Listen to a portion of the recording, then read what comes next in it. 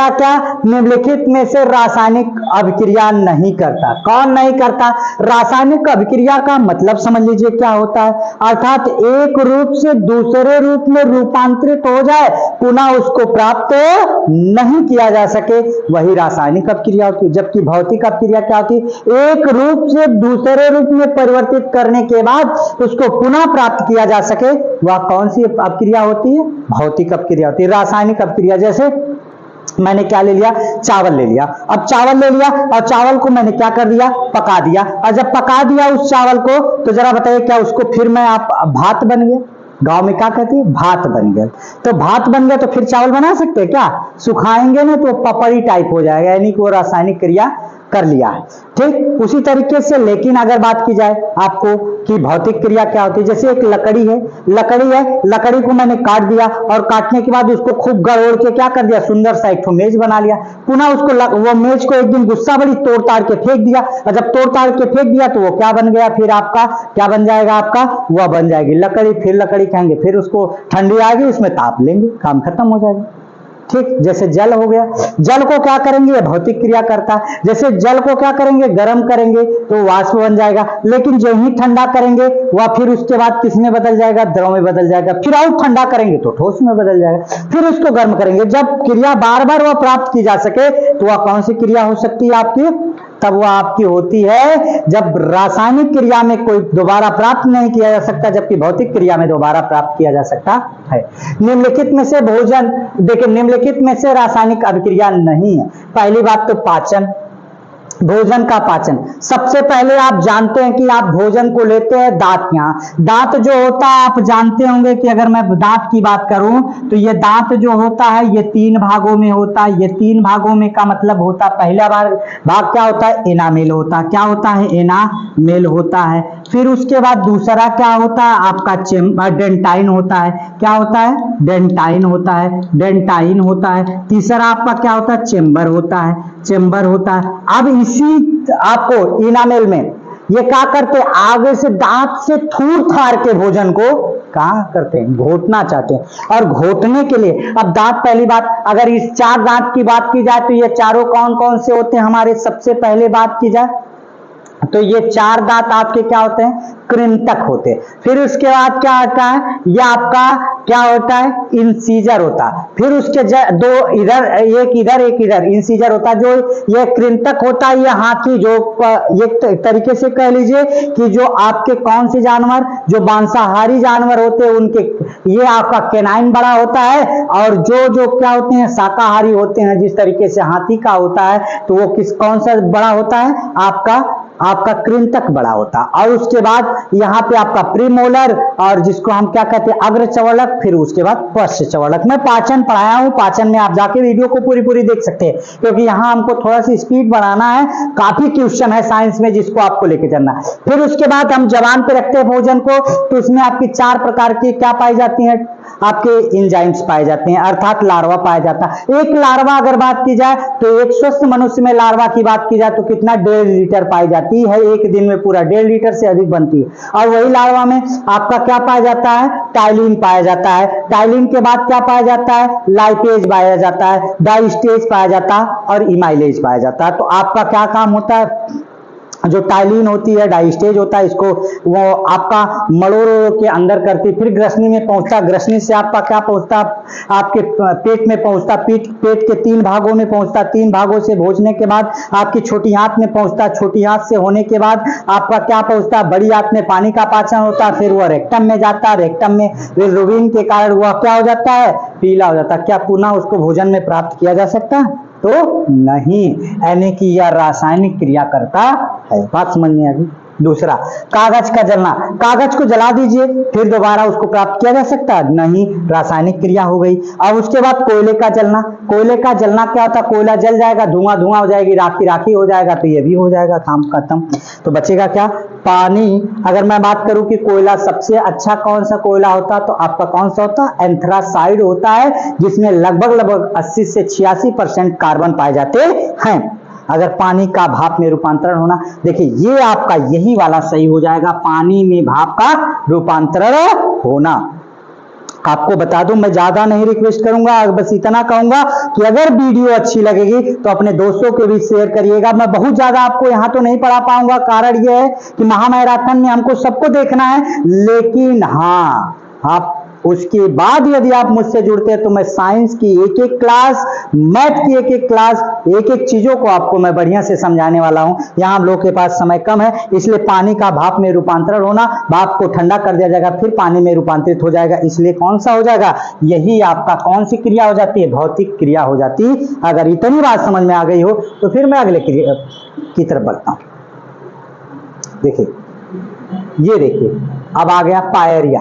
निम्नलिखित में से किसका रोग, यहां से आपका किसका रोग है, अर्थात निम्न में से आपका पायरिया निम्न में से किसका रोग है, अर्थात किसका रोग है, तो ये आप जानते हैं मसूड़ों में होने वाला रोग होता है।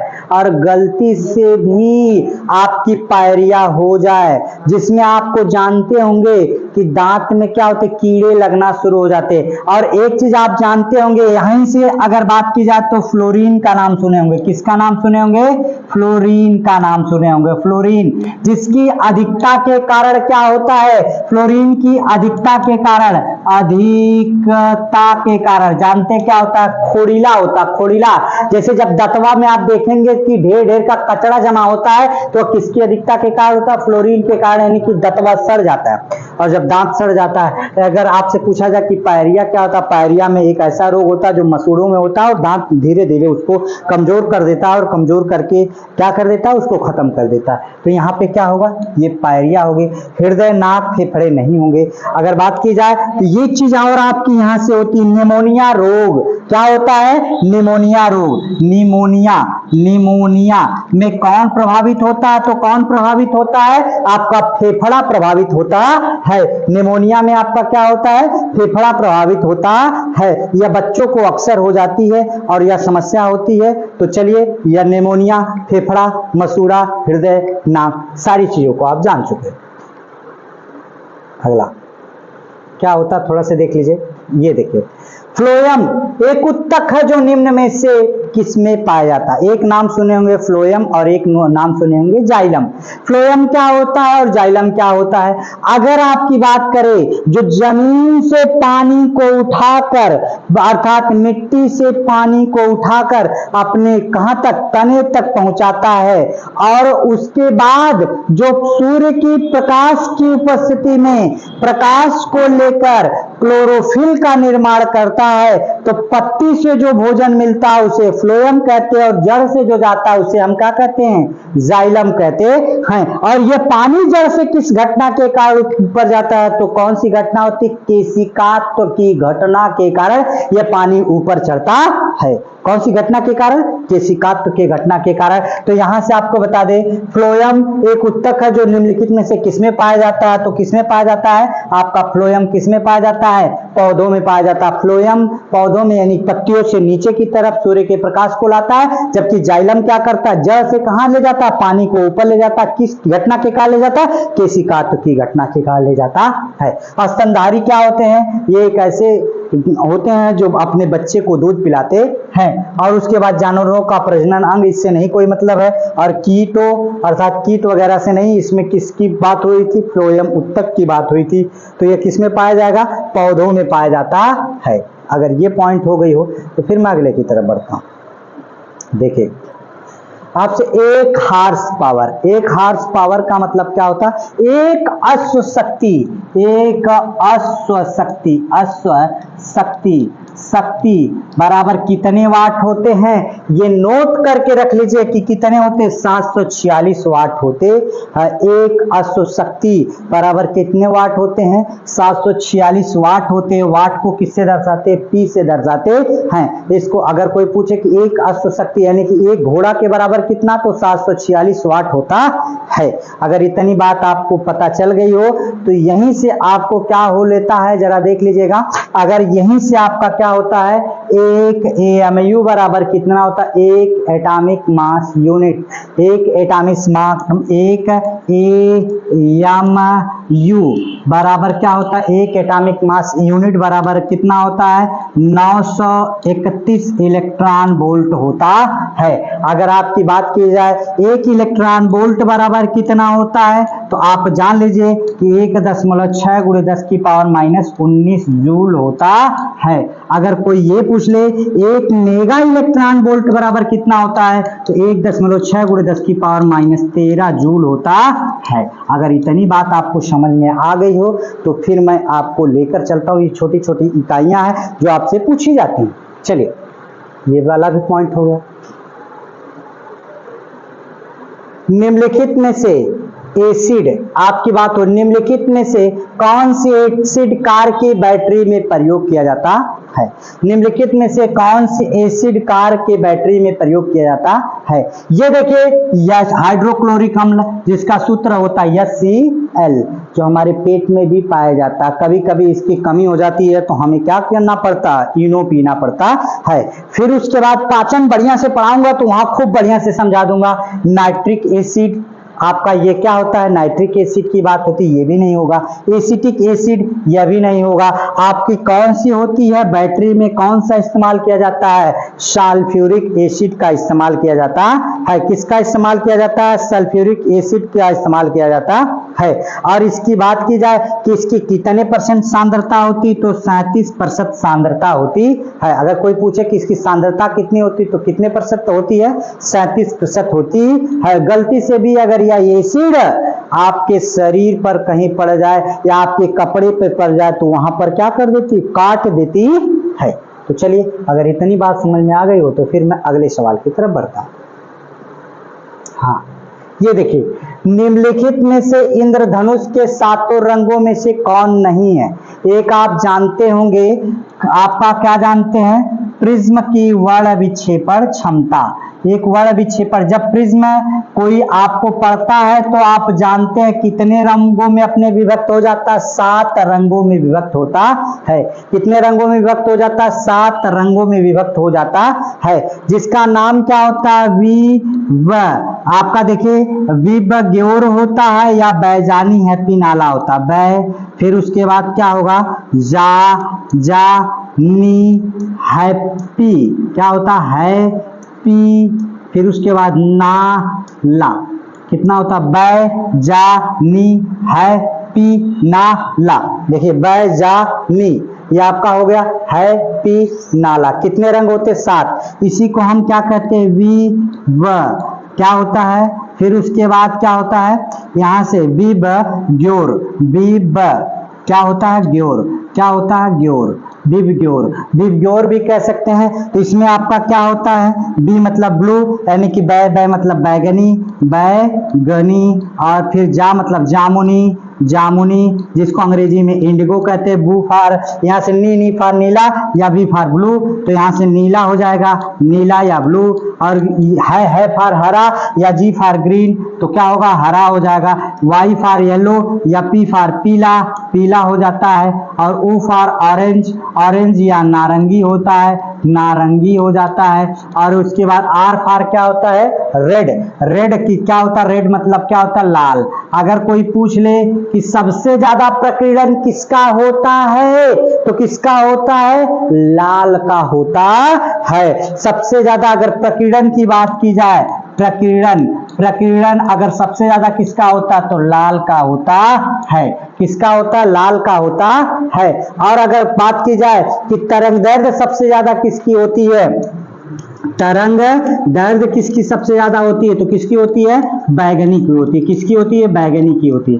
तरंग दैर्घ्य सबसे ज्यादा अगर पूछी जाए तो बैगनी की। अगर कोई पूछ ले कि प्रकीर्णन सबसे कम किसका होता है, तो सीधे बताएंगे आपको बैगनी का। अगर कोई पूछ ले कि तरंग दैर्घ्य सबसे कम किसकी होती है, तो लाल का। ज्यादा की पूछेगा तो बैगनी की बात होगी। अब आपकी बात होती है प्रकाश के प्रकीर्णन की घटना कहां कहां होती है, तो आपको बता दो, इंद्रधनुष का बनना, सूर्य उगते समय और डूबते समय दृष्टिगोचर दिखाई देना, ये कौन सी घटना होती है, प्रकाश के प्रकीर्णन की घटना ही होती है। तो ये सब प्रकाश के प्रकीर्णन की घटना होती है। तो कौन सा इसमें नहीं है, बैगनी भी मिल रहा, नीला भी मिल रहा, नारंगी भी मिल रहा, तो क्या नहीं मिल रहा है, सफेद नहीं मिल रहा है।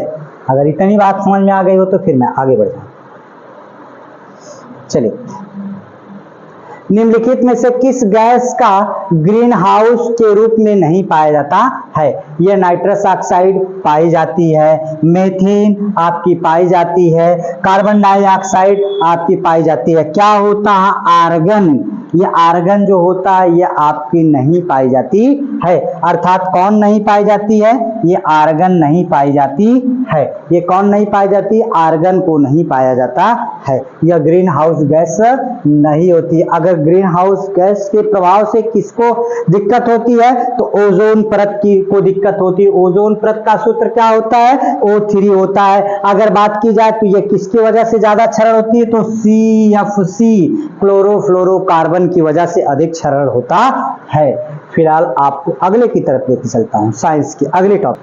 देखिए अगला सवाल क्या कह रहा है? वॉशिंग सोडा किस नाम से प्रचलित है?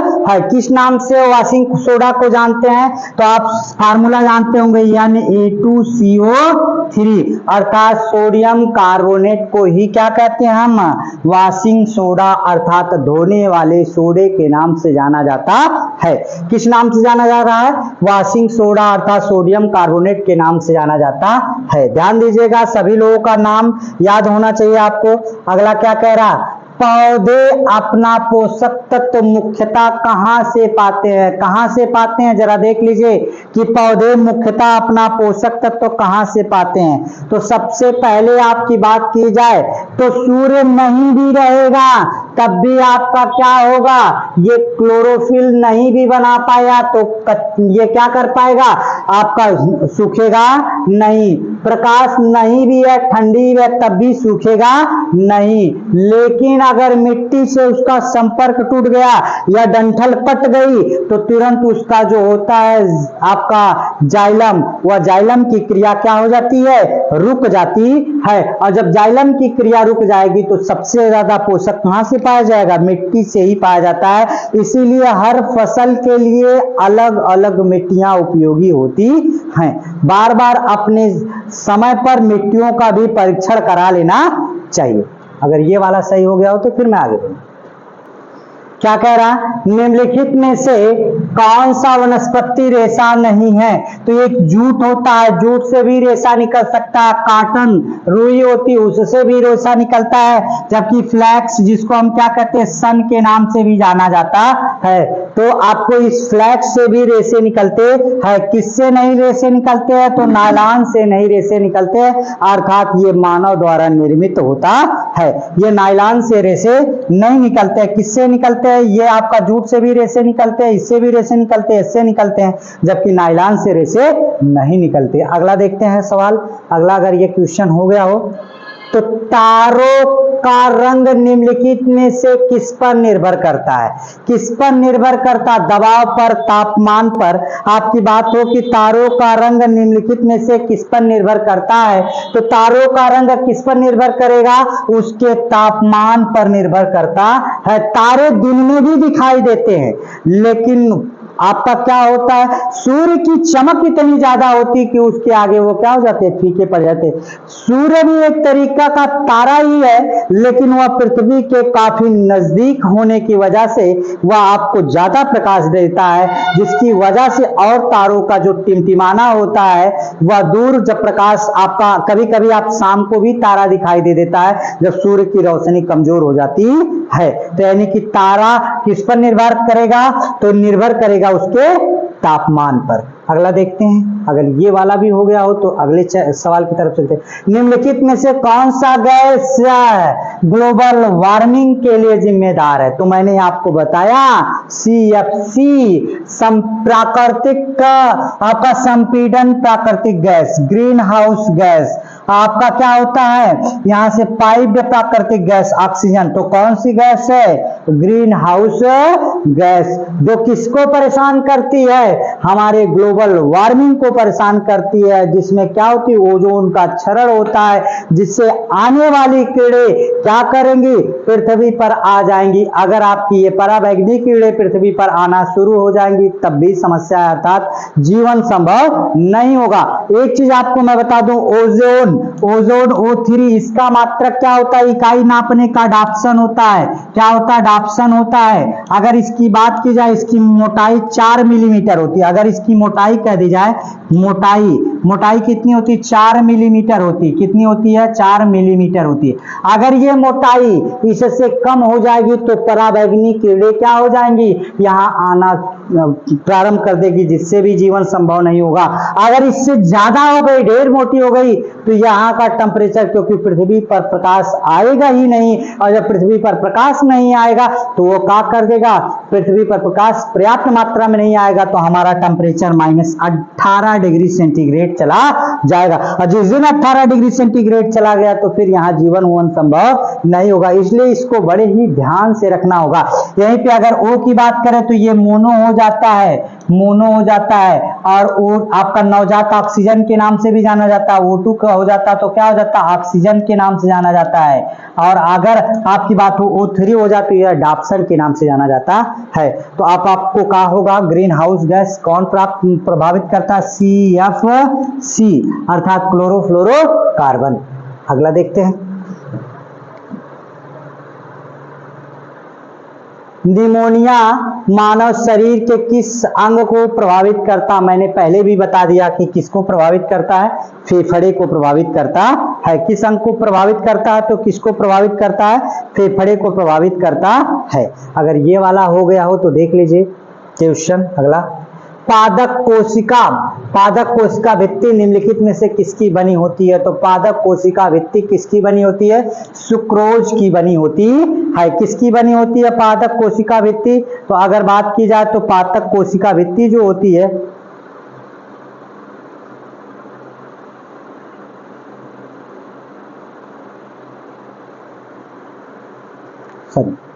देख लीजिए आपका क्वेश्चन क्या कह रहा यही कि 100 नंबर कह रहा कि पादप कोशिका भित्ति निम्नलिखित में से किससे बनी होती है। तो आपको बता दो ग्लूकोज से नहीं बनती है। ग्लूकोज का सूत्र क्या होता है, आपको बात की जाए C6H12O6 होता है। C6H12O6 होता है। सुक्रोज का भी सूत्र यही होता है, C6H12O6 होता है। ये बनता कैसे है, अगर आपकी बात की जाए तो यहाँ से सुक्रोज को देख लीजिए। सुक्रोज क्या करते हैं, आपकी बात होती है C12O11H22 में किससे क्रिया करा दिया जाता है, जल से, H2O से। किससे क्रिया करा दिया जाए, H2O से, अर्थात जल से क्रिया करा दे। ये क्या नाम होता है, सुक्रोज। क्या नाम होता है, सुक्रोज।